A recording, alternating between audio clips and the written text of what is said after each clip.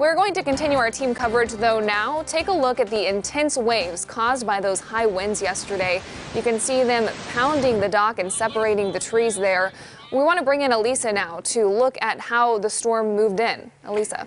It's incredible, Lauren, because we watched this storm come through really from Kansas. We had this line of storms come through. We had a severe thunderstorm watch in effect from 11:30 in the morning.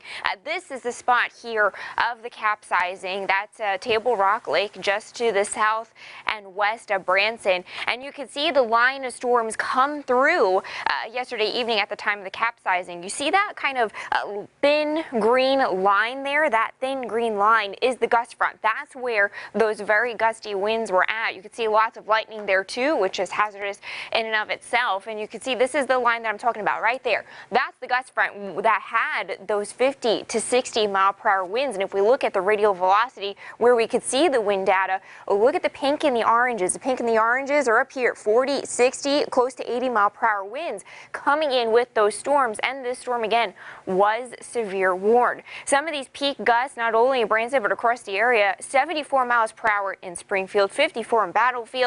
At the downtown airport here, 46 miles per hour. And in Branson, those winds were 50 to 60 miles per hour reported near Table Rock Lake. The storm reports, a ton of wind reports, again, starting up from Kansas and then coming all the way through parts of southwest Missouri into Springfield, down into Branson, and then eventually back down into Arkansas.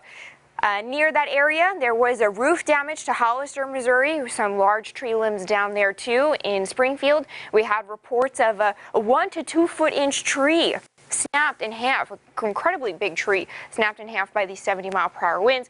Here's a picture of a tree that was down on a power line in the Springfield area. That power was out. This is the Roundtree neighborhood. A roof peeled away. Mike Pitts, our producer, sent this in. This is also downtown. You can see that roof just peeled off like a can. And shelf cloud. The shelf clouds are really impressive. This one from Marlow Maples near Kearney. We've got this awesome time lapse of these shelf clouds too to show you. It's just incredible how these shelf clouds, that's the leading edge of the thunderstorm. These shelf clouds, that's where the gusty winds are at, and they just looked very impressive throughout the afternoon yesterday.